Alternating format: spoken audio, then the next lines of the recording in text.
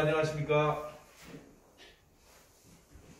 예, 지금 시간은 경기 3.1운동 기념사업회에서 준비한 시민과 함께하는 역사 강좌 두 번째 시간이 되겠습니다. 오늘은 일제와 수원 지역의 신간회 운동에 대해서 역사와 교육학회 회장 조성훈 선생님을 모시고 강연을 듣도록 하겠습니다. 예, 조성훈 박사님을 힘찬 박수로 모시도록 하겠습니다.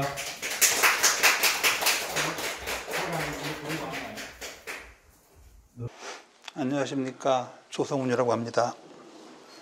신간회에 대해서 말씀을 드리려고 합니다.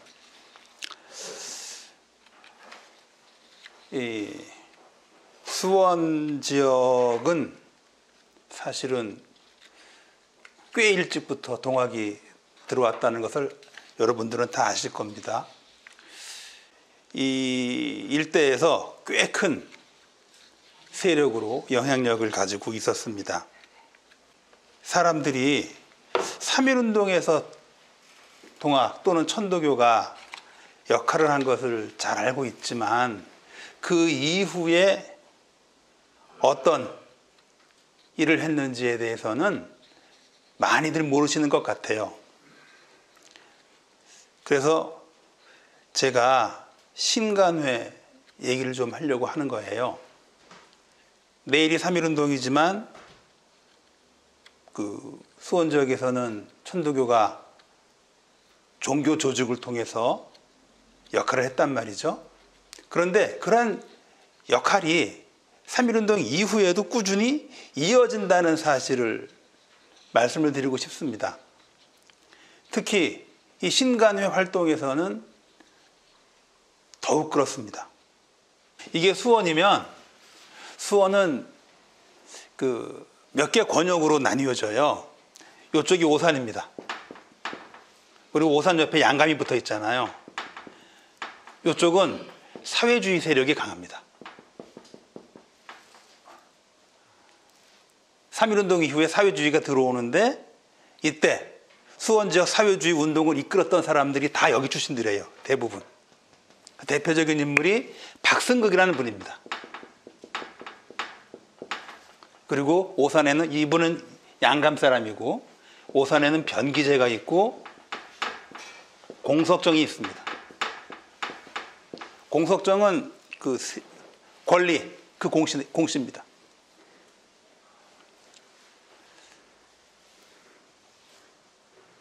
다 사회주의자들이고 박승극은 월북했죠. 근데 이 박승극이라는 양반은 900년생이군요. 1900년생. 19살, 20살이었으니까. 3.1운동 이후에 이 사람은 서울에 배제를 다니다가 일본에 유학을 갔어요. 근데 딱 한 학기 마치고 귀국을 합니다. 그리고 수원에 돌아와서 이 사람이 사회주의 운동을 이제 본격적으로 해요. 지역사회에서. 그래서 뭐가 만들어져요? 수원 청년동맹 만들고 프롤레타리아 예술동맹 수원지부 만들고 그러니까 수원 농민조합 만들고 수진농민조합이죠. 수진농민조합 만들고 수원 기자동맹 만들고 하여간 수원 지역에 있는 사회단체는 대부분 다 관계하고 있는 사람이에요. 이렇게 이쪽에 하나가 있어. 이 공석정은 박승극보다는 선배죠. 아버지가 훈장을 했으니까 유학의 영향을 받은 사람인데 어떻게 사회주의자가 됐는지는 아무도 몰라요, 현재. 근데 이 사람은 박승극의 아주 절친입니다. 이 둘이 세트예요. 이 변기제는 아드님이 여기 계세요. 또 하나는 이 남양 쪽입니다. 여기는 기독교하고 천도교가 있죠. 또 하나가 오산에 세교리를 중심으로 해가지고 홍종학 선생님이 계시죠. 이건 다 아실 거 아니에요. 그런데 이 홍종각 선생님 이 양반은 참 재미있는 분이에요. 해방 이후에는 우익 활동하셨거든요. 근데 해방 이전에 이 양반은 사회주의자하고 함께 활동을 하셨어요. 그러니까 오늘 우리가 얘기하고자 하는 신간회에서 천도교 측의 핵심 인사가 이 홍종학 선생님이에요. 이게 신간회라는 게 민족 통일전선이거든요. 민족 협동전선이고 민족 단일당이라고도 해요. 민족 유일당이라고도 하고. 근데 이 신간회는 결국 그러니까 민족주의 플러스 사회주의거든요. 근데 민족주의는 해방 3.1운동이 끝나고 나서 민족주의가 둘로 나뉘어. 하나는 좌파고 하나는 우파야. 근데 사실상 이 우파는 나중에 친일이 돼요. 그러니까 얘네들은 신간회에서 안 받아줬어. 기회주의자라 해가지고. 민족주의 좌파가 사회주의자하고 결합하는 거예요. 천도교에서는 신파가 우파하고 같이 놀았어요. 구파가 민족주의 좌파하고 같이 사회주의자하고 같이 놀았어요. 그러니까 신간회에 참여한 세력은 천도교 구파입니다.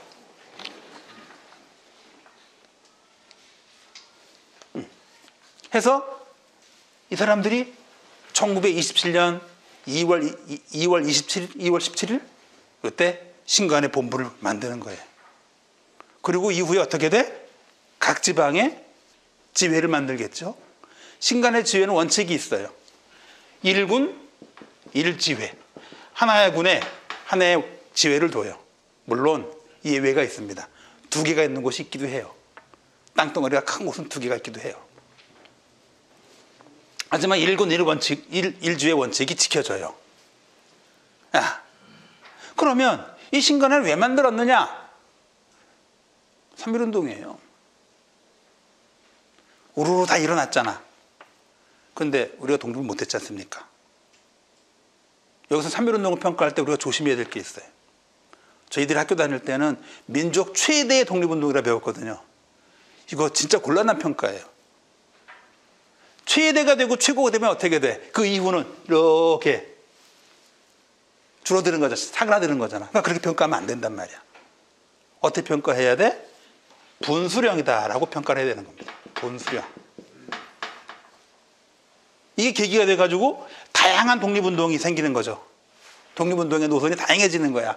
총도 쏘고 만세도 부르고 혁명도 하려고 그러고 또 실력도 양성하려고 하고 이것들이 다 독립운동이라고 보는 거예요.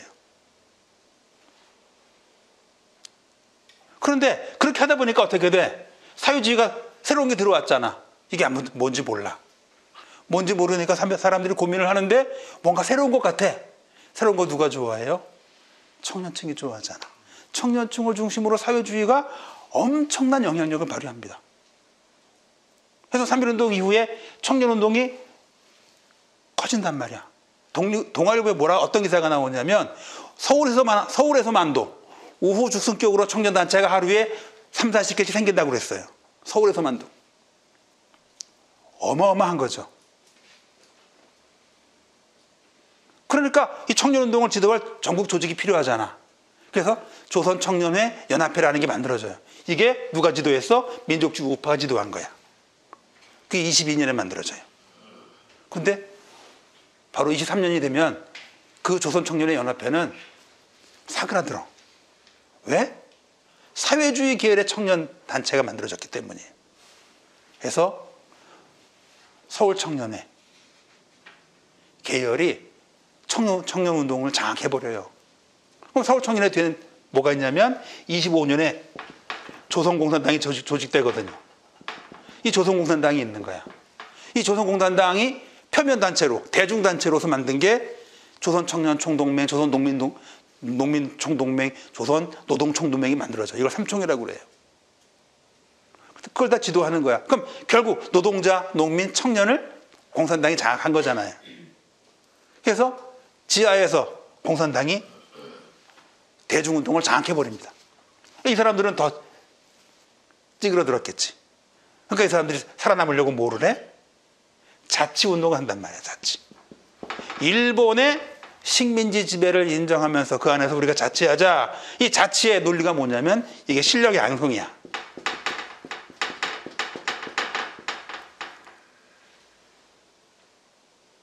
그게 실력의 양성이라. 어떤 실력 양성? 어떤 측면에서? 경제적인 측면에서, 정치적인 측면에서. 그래서 정치적인 실력을 양성해서 뭐를 하자? 독립을 하자. 이런 주장인 거예요. 근데 이거 자치잖아. 결국 우리가 독립하려면 누가 인정해야 돼? 일본이 인정해야 되는 거야. 결국 독립하지 말자는 얘기가 똑같은 거예요. 그러니까 얘네들은 더욱더 고립되겠죠. 여기에 합류한 사람이 누구냐면 최일인 등의 신파란 말이야. 여기 들어가잖아. 여기에 반대하면서 구파는 일로 간 거예요. 신간회로. 이게 중앙에서 있었던 일이거든요. 지방에서도 안 그랬겠어요? 똑같지? 지방에서도 사회주의자와 민족주의 구파, 민족주의 좌파가 결합을 한단 말이에요. 그래서 신간회 수원지회도 바로 그러한 사람들이 결합한 거예요. 그러다 보니까 신간회에는 기독교 신자들이 많지가 않아. 기독교를 대표했던 사람이 누구냐면 요 옆에 삼일학교 교장을 했던 김병호라는 사람이라고. 그리고 3.1운동 때 경기 남부와 충청도를 관할했던 김세환이라는 사람이 있어요. 민족대표 33인이라고 그러잖아요. 김세환은 15명, 또 플러스 15명 있단 말이야. 이 사람들 서명을 못했어. 지방에 내려가 있거나 다른 일을 하다가 서명을 못한 사람들이에요. 그래서 이 사람들까지 포함하면 민족대표 48인입니다. 김세환 선생은 민족대표 48인에 속하는 것이고, 이 김세환 선생이 수원 상업강습소, 지금의 수원고등학교입니다. 거기에 교장도 하셨어요. 소장도 하셨어요, 당시에.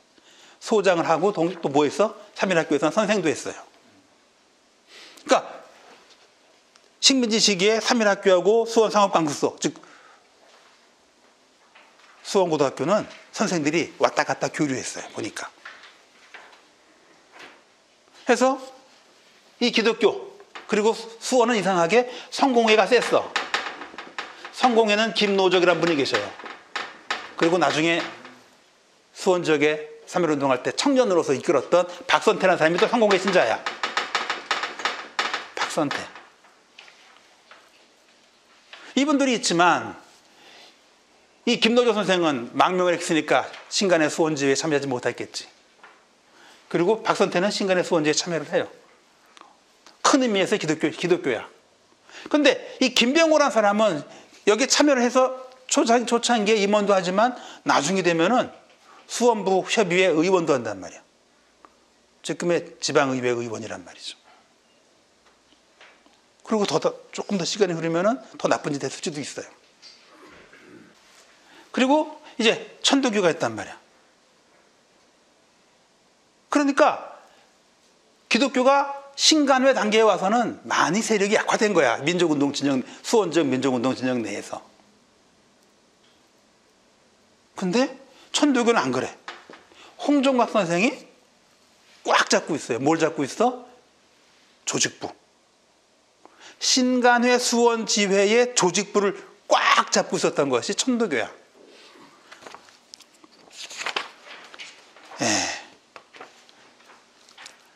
저기 두 번째 장 가시면 제가 표를 하나 올려놨죠.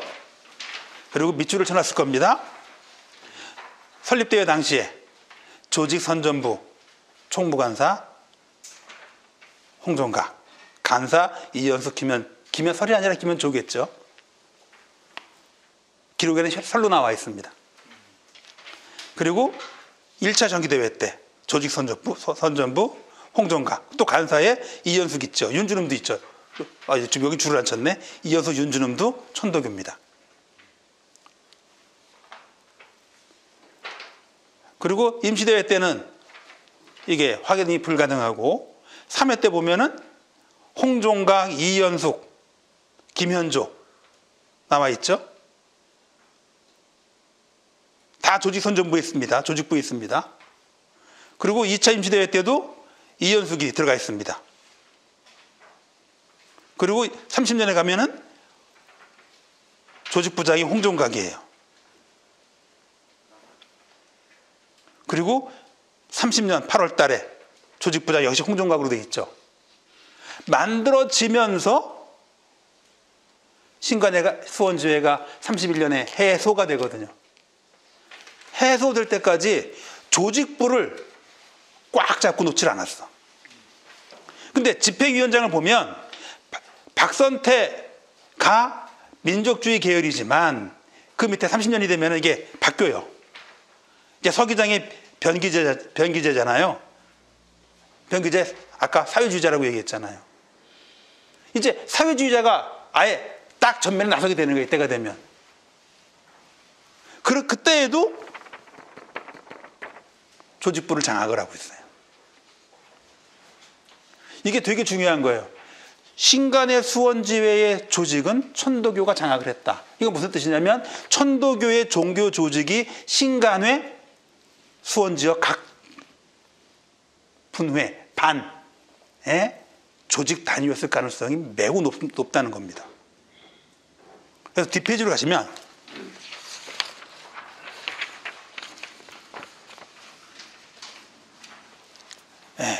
분회 반 나왔잖아요. 오산분회, 성호, 동탄, 정남. 아까도 말씀드렸지만 오산 쪽은 사회주의 계열이 셌다고 그랬죠. 여기는 아마 사회주의자들이 장악을 했을 거예요. 그리고 남구분회, 팔탄, 향남, 양감. 여기는 이게 섞였을 거, 사회주의자하고 천도교 쪽 세력 사람들하고 섞였을 거예요. 동네가 그래요. 팔탄하고 향남은 천도교세가 있죠. 그리고 삼계분회, 우정장안은 완전히 천도교가 장악했을 겁니다. 일부 기독교가 있을 거예요. 그리고 남양분회는 이름이 확인되는 거예요. 박상훈이라는 분 아십니까? 박상훈 분회장입니다. 박상훈이라는 분이 천도교 신자예요. 그 동생분들인 걸로 알고 있는데 상자 돌림이 두 분이 더 계세요. 이 남양분회에는. 제가 이분들이 살았던 마을도 수원교보를 보면 박상훈이 나와요. 그 사람이 살던 말이 나와. 그래서 사실은 그쪽이 좀 조사를 하면 뭔가 나올 것 같은데 어쨌든 그래서 이 남양은 완전히 천도교 사람들이 남양 분회를 장악했어요. 그 분회 조직에 관해서 4명인가 5명의 이름이 나왔는데 제 기억으로 3명이 천도교 신자라.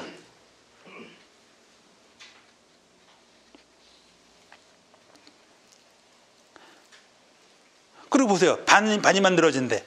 오산반, 장안반, 양간반, 바람반, 마도반, 성호반, 남양반, 세교반. 이 세교반은 당연히 홍종강 선생님이 만들었겠지. 남양반은 박사군 선생님이 만들었겠죠. 그리고 여기서 활동하다가 저 부천 가서 정착한 분이 계세요. 그분이 팔탄 분회장이에요. 그래서 밑에 그 표 4번 주요 활동가를 보시면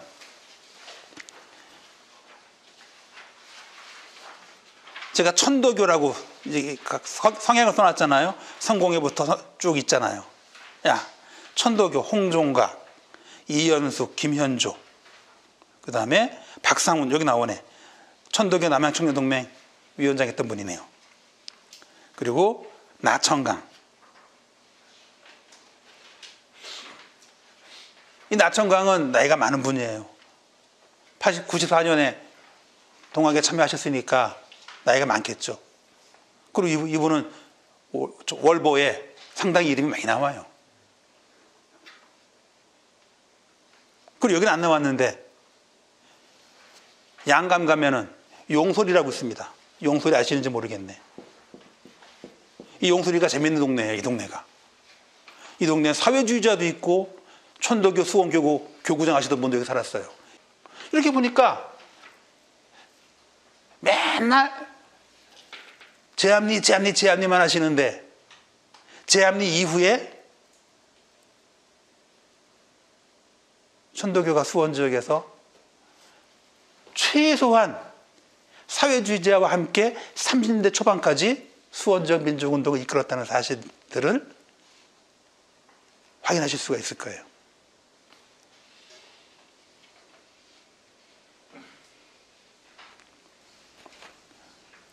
그럼 도대체 이 양반들은 어떤 일을 했을까? 어떤 일을 했을까? 별일 없어요. 한 게 별로 없어, 사실은. 신간회는요, 조직되고 27년에 조직돼서 31년에 해소될 때까지 한 4년 정도 활동을 했는데 한 게 없어요. 왜? 신간회에 가입을 하려면 글자를 모르는 사람은 가입이 불가능해요. 입회 원서를 직접 자기가 쓸 줄 알아야 가입이 된 거라. 그 당시 문명이 높았잖아요. 그러니까 여기에 가입할 정도면은 나름대로 지적 능력이 있는 사람들이에요. 그런 사람들이 전국적으로 신간회가 120 몇 개가 조직됐거든요. 그럼 우리나라 80%대 이상이란 말이에요. 조직된 게 군에서. 그러니까 전국적인 조직이란 말이죠. 전국에 지식인들이 다 모아놓은 거란 말이에요. 그쪽에. 그런데 일본 사람들이 이걸 가만 뒀겠습니까? 신간에게 뭐 하겠다 그러면은 집회금지. 왜? 신간회는 비합법 조직이 아니라 합법 조직이에요. 합법 조직이야. 그러니까 뭔가 행사를 하려면 경찰서에 가서 뭐 하겠습니다라고 신고를 해야 돼. 근데 그 신고를 하면은 요즘엔 대부분 웬만하면 다 허가해 주잖아요. 근데 이 사람들은 그렇게 허가를 안 하죠. 신간회는 허가해 놓고도 당일날 집회금지. 아니면 이렇게 신간회가 집회를 하고 있으면 저 맨 뒤에 누가 앉아 있어? 임석 경찰관이 앉아 있어요. 임석 경관이 논의하는 사항 중에 자기 판단에 이게 불안하다 그러면은 회의 중지, 토론 중지 이런 명령을 때린단 말이야. 그러니까 신간회는 한 게 별로 없어. 그래서 신간회 창립대회 그리고 신간회 해소대회 이 두 대회만 신간회가 할 수 있었지 중간에 정기대회, 임시대회 한 번도 못했어요. 그러니까 신간회는 어떻게 해? 활동을 하려면 비밀리에 만나든가. 비밀리에 만난다는 얘기는 조직적인 결의가 안 된다는 얘기잖아. 그러니까 어떻게 해? 서면대회 하는 거야. 서면대회. 사람들이 안 모으고 각지 이제 서류를 받아가지고 그걸로 대회를 대신하고 하거나 뭐 모이려니까 지회에서 몇몇씩 모이면 대규모 인원이 모이잖아요. 그러니까 안 되니까 어떻게 돼? 소수의 몇 개의 지회가 대표를 뽑아서 서울을 보낸단 말이에요. 이걸 복합대회라, 복대표대회라고 한단 말이죠. 이런 식으로 운영할 수밖에 없었어요. 워낙 신간회에 대한 탄압이 컸습니다.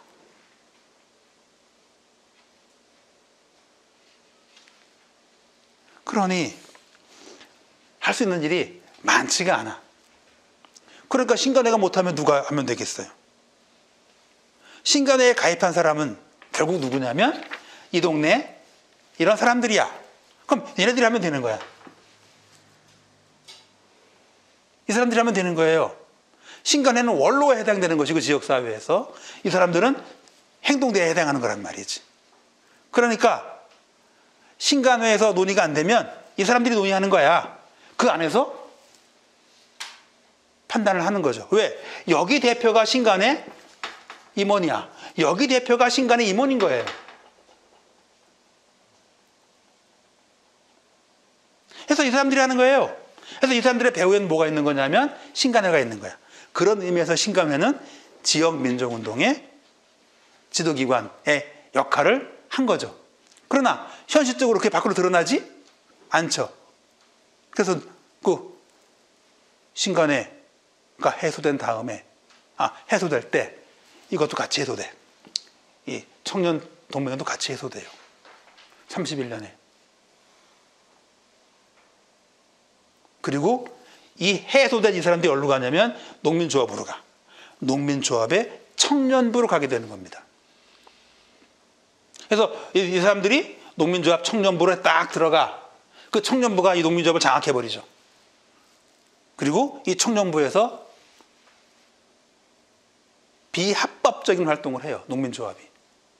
박승극은 그래가지고 잡혀 들어갔죠. 근데 이게 조작이다. 조작이에요. 조작. 일본 사람들의 끈아풀이 청년 동맹에도 있었고 농민조합에도 있었어. 같은 사람이야. 그 사람이 어디 사람이에요? 용소리 사람이야. 용소리 재밌죠? 응? 여기 수원 화성 지역의 유명한 사회주의자 장주문 용소리 사람이거든요. 거기 같은 동네 이원섭이라는 사람이 있어. 이원섭이는 여기 동맹원이고 농민조합에도 가입했고 하여간 이름 올리기 좋아하는 사람이야. 그 사람이 바로 끈아풀이라. 찌른 거야. 그럼 우리가 그거 어떻게 알아요? 근데 잡혀 들어간 사람들이 다 무죄 방면으로 나와요. 다.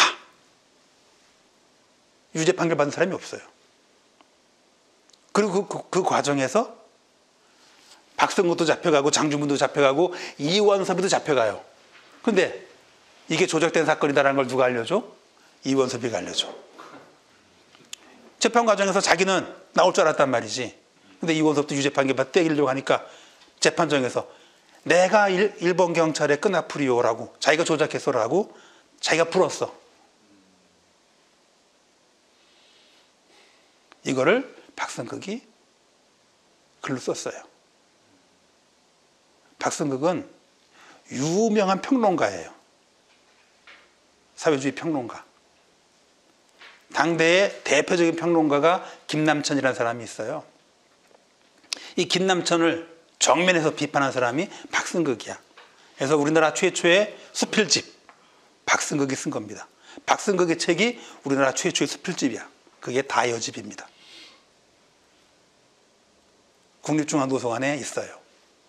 여기 밑에 여기 없겠구나. 저기 그 수원외고 옆에 수원 박물관에 다여집이 원본이 있습니다.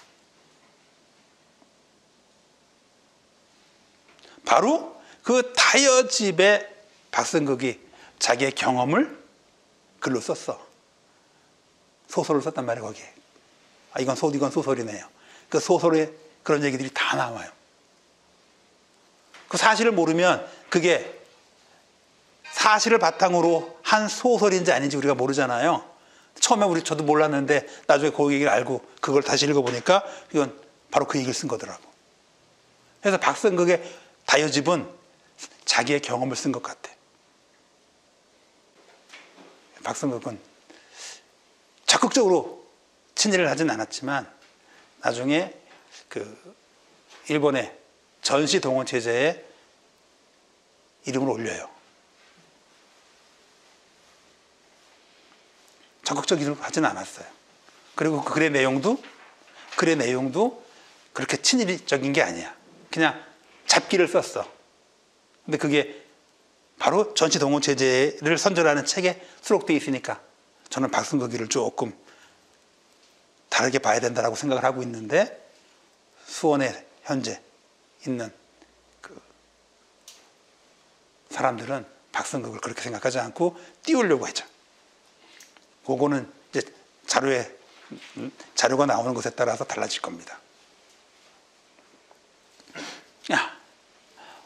그리고 이 최용신은 지금 뭐 되게 높게들 평가를 하는데 저는 최용신은 높게 평가할 인물이 아니다. 최용신 정도의 인물은 수없이 많다. 그리고 최용신이가 한 샘골, 학교. 그건 실은 그렇게 찬양할 만한 것이 못 돼요.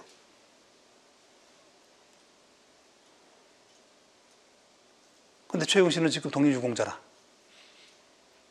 이것도 말이 안 되는 거라고 생각을 해요. 기독교 신자이면서 기독교 역사를 공부하는 어떤 교수도 저런 생각을 같이 해요. 최웅신 무슨 독립유공자냐고. 한 게 없는데. 기독교의 힘입니다. 유관순이 1등급 됐잖아요. 우리는 유관순이 1등급이 될 수 있는 인물이 아니라고 생각하는 사람입니다. 근대사를 공부한 많은 역사학자들은 대부분이 그렇게 생각해요.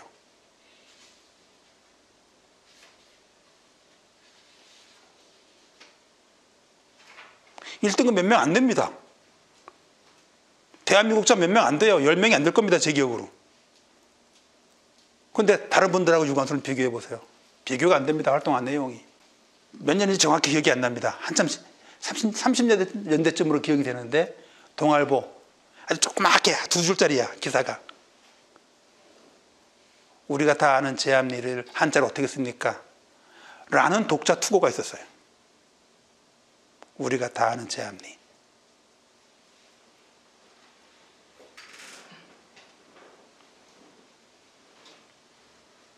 유관순은 안 나와요. 그런데 해방이 되자마자 유관순 기념사업회가 기독교 쪽에서 이화여대에서 조직을 해요. 해방되기 전까지 유관순의 이름을 아는 사람은 거의 없었습니다. 하지만 제암리는 다 알고 있었어요. 이화여대가 총장이 김마리아, 그 사람 한 게 뭐 없고 친일을 했잖아요. 그러니까 해방 후에 옷을 바꿔 입어야 될 거 아니야. 그러니까 상징적인 인물을 만들어야지 해서 선택된 게 유관순이 아닐까. 그래서 유관순이 해방 이후 첫 발행된 교과서, 초등학교 국어 교과서에 유관순이 들어가.